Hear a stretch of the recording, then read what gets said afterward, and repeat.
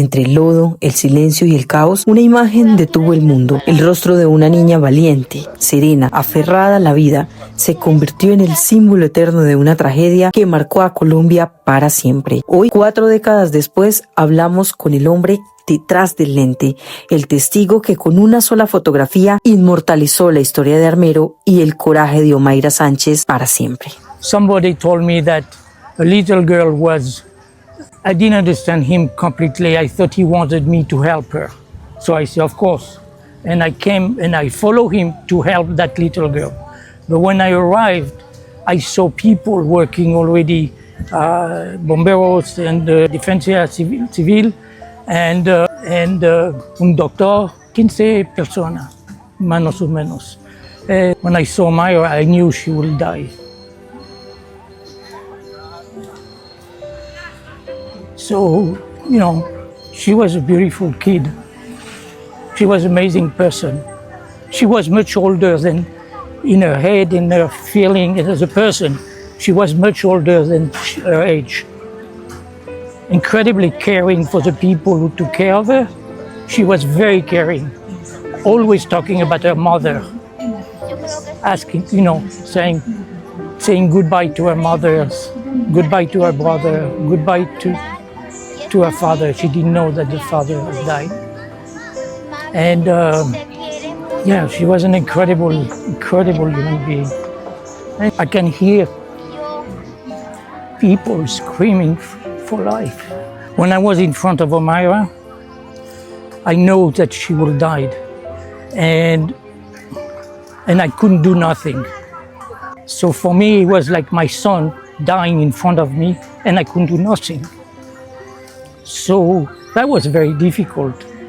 And when I saw Omaira, I wanted to keep her alive as best as I can. And as a photographer, for me, was to have the best picture of her, the most simple, nothing complicated, very simple, to let her come to the photograph. And matter of fact, she's the one who made the photograph. I was only holding the camera.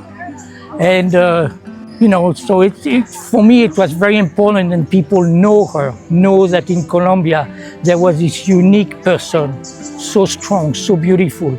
Not only her, but so many others. So she was a symbol of all Armero, who Armero people were, how they were educated, how they behaved, how do they care for their parents, how they, through the concern of Omaira for her mother.